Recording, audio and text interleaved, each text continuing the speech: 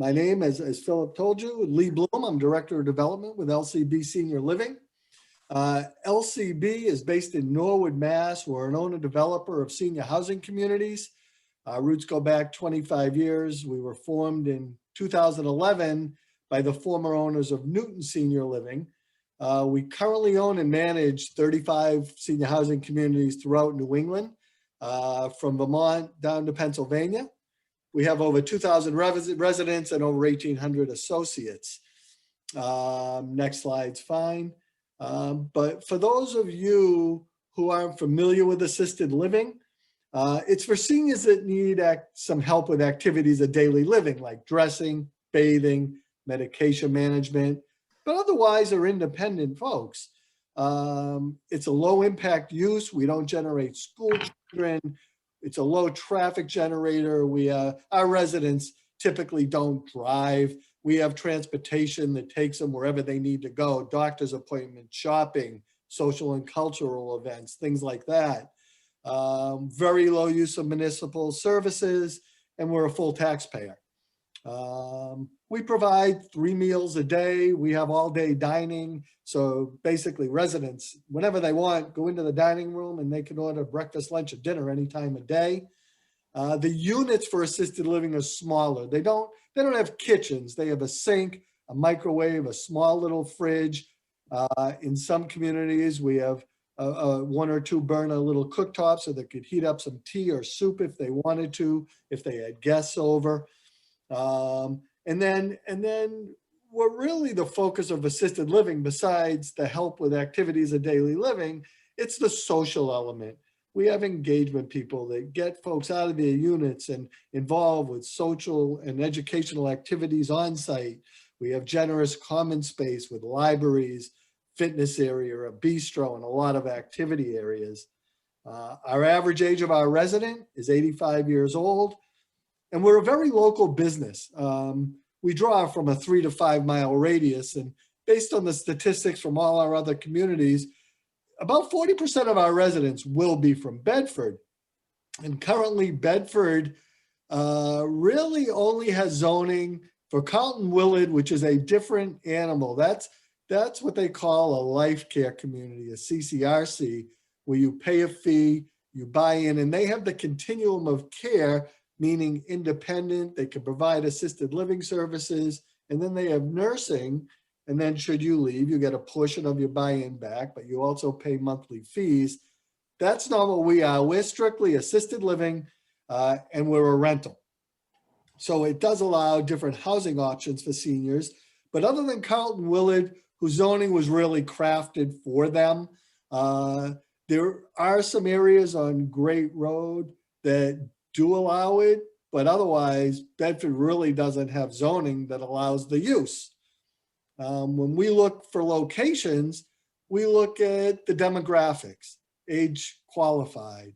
We look at the competition and evaluate everything to try and target the proper areas to go. And Bedford was high on our list. Next slide, please. Yep. We were able to put 240, 244 South Road under contract. It's 2 parcels. 240 South Road is about a half an acre. That's in the lower left corner. It's zoned residential, and there's a single family home on the site now.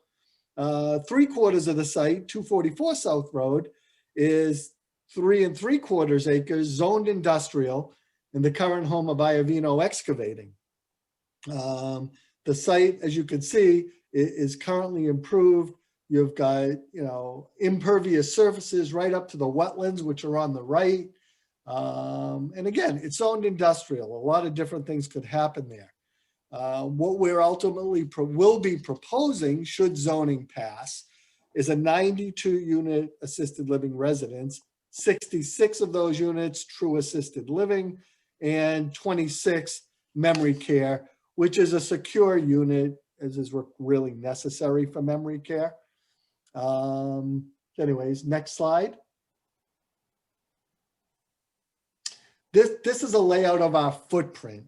We've had several meetings with the town, the planning board, the select board, the town manager, to talk about zoning. And after several meetings with the planning board, select board, et cetera, the planning board is sponsoring an article at the May 15th town meeting that creates an overlay district, which you'll see the map later, which then would allow the assisted living use by special permit by the planning board. And the special permit process, there are two ways that it could be done. Zoning could allow the use by right, which means all a developer would have to do is come in and get a site plan approved, or they can do it so a developer would need to go for a special permit, which gives the planning board a lot of control.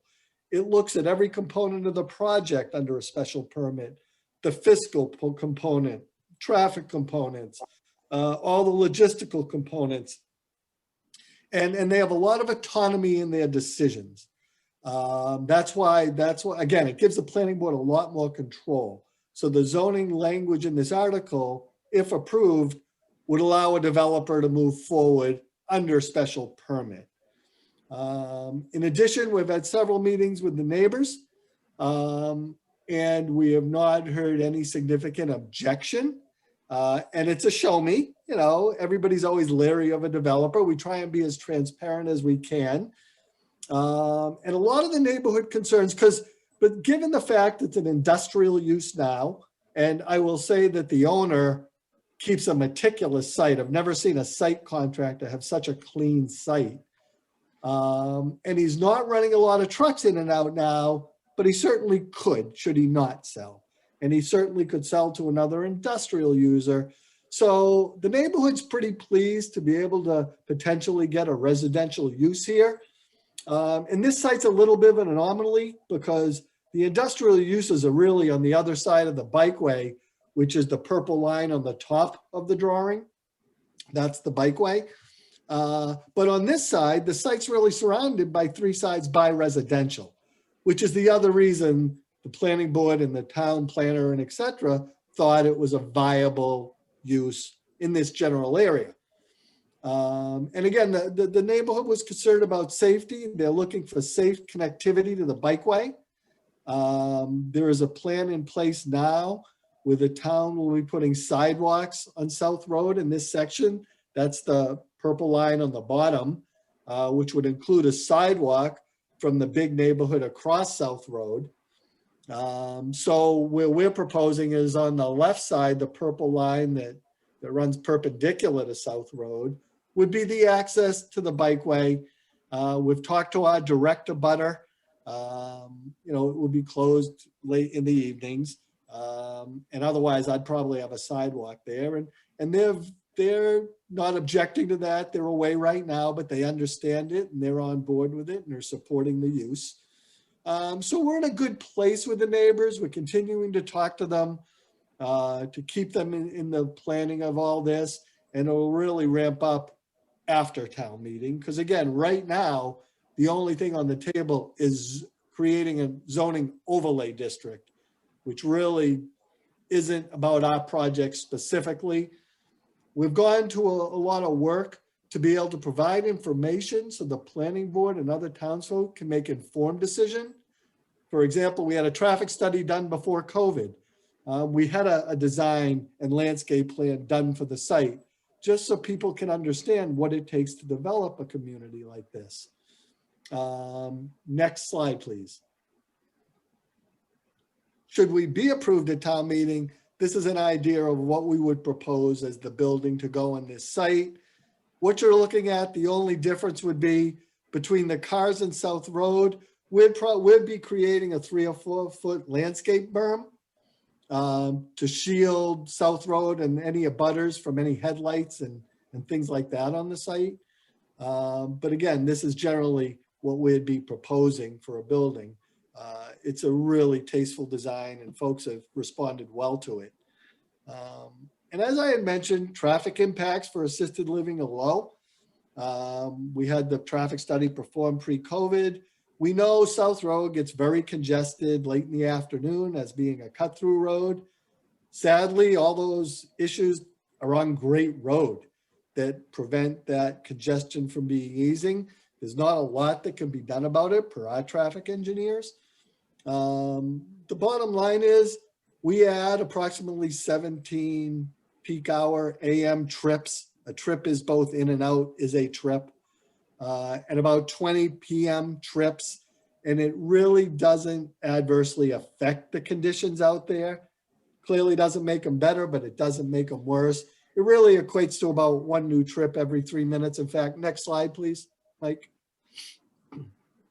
You know, you really can't compare it to what goes on there now, because over the last year and a half, Iovino really hasn't done a ton of stuff there. So right now he's generating about 2 trips AM, 7 trips PM. But he has the autonomy to change that anytime he wants. But again, our traffic impacts are very low, and the neighborhoods really wants to focus on safety. We have selected a construction manager to work with, whose office happens to be on South Road, C.E. Floyd. We've worked with them many times before. Next time we meet with the neighborhood, actually next week, we'll be having Floyd on the call with us to talk about what we'll do with the neighborhood prior to construction. We develop a construction management plan where we understand when deliveries are coming, how we handle them, dust control, mud control, making sure that we have a vehicle for the neighborhood to communicate easily with us. You know, a monthly meeting with the neighbors to let them know what's coming in the next 4 weeks, things like that. We try and be as transparent as we can, engage the folks that are most significantly impacted. Construction's always a challenge, but after that, you know, we tend to be a very good neighbor. If we don't look good, act responsibly, or take good care of mom, we fail. So that is a non-starter for us. We can't be there. We also did a fiscal impact study for the project. Next slide, please. And based on our tax revenue, our consultant meets with fire, police, other folks in town to understand the potential burdens to the town. You know, given 40% of our population will come from Bedford, a portion's already being served by the town, but we do factor in the costs. EMS is probably the biggest cost. They've got it here as $47,000. So, but the net positive revenue to the town from us after you net that out is approximately $192,000. So again, always a good story. But the reality is, next slide, is where we are, as Phil had mentioned, is the planning board has agreed to sponsor and voted to sponsor an article. The select board has also seen it, and nobody had comments to that. And it was a long process with the planning board to try and get it right.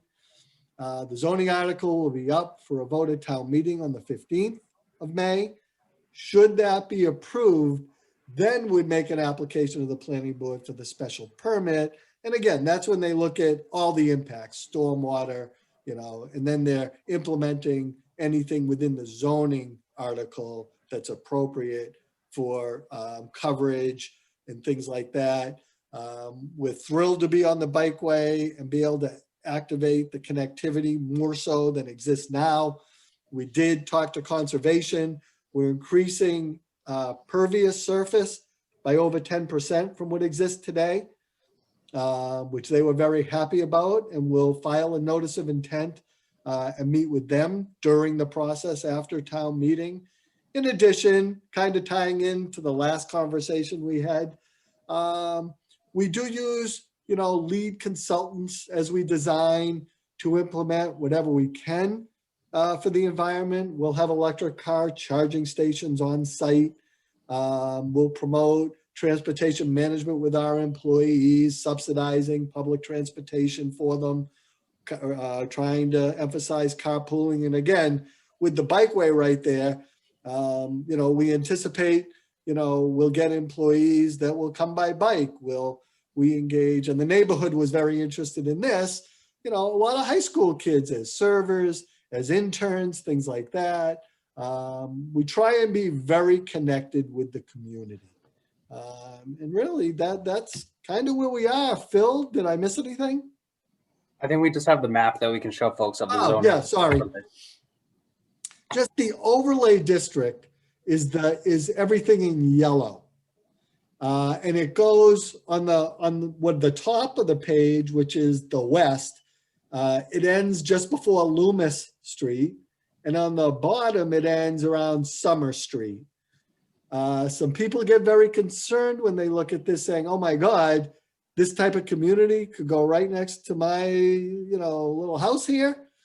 When you look at the zoning article, there are all sorts of controls in here from minimum size, setbacks, all those things that really there are really 3 viable sites within this overlay district, and 2 of them are in floodplains. For somebody else to try and do something here other than this site, they'd really have to assemble 4 or 5 contiguous properties, and even then they'd have issues.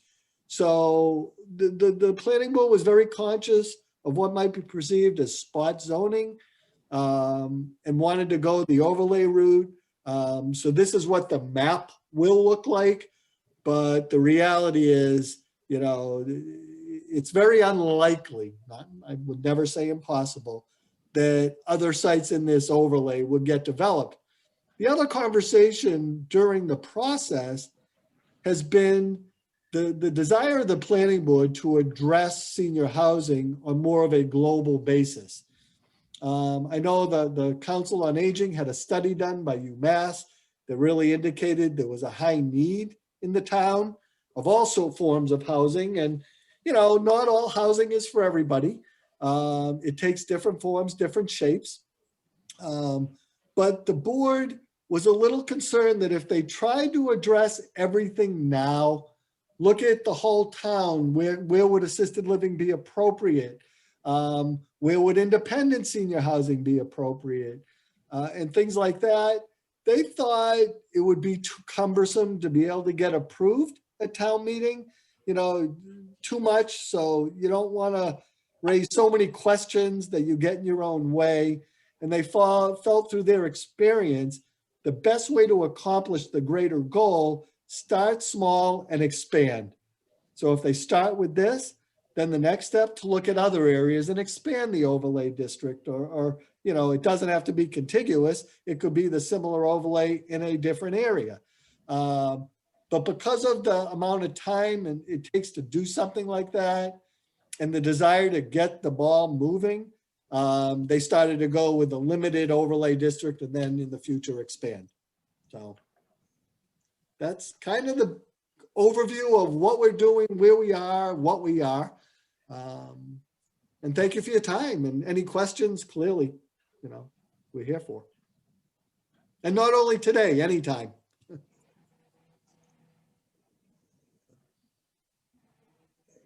Lee, can you take your screen down so we can see everything?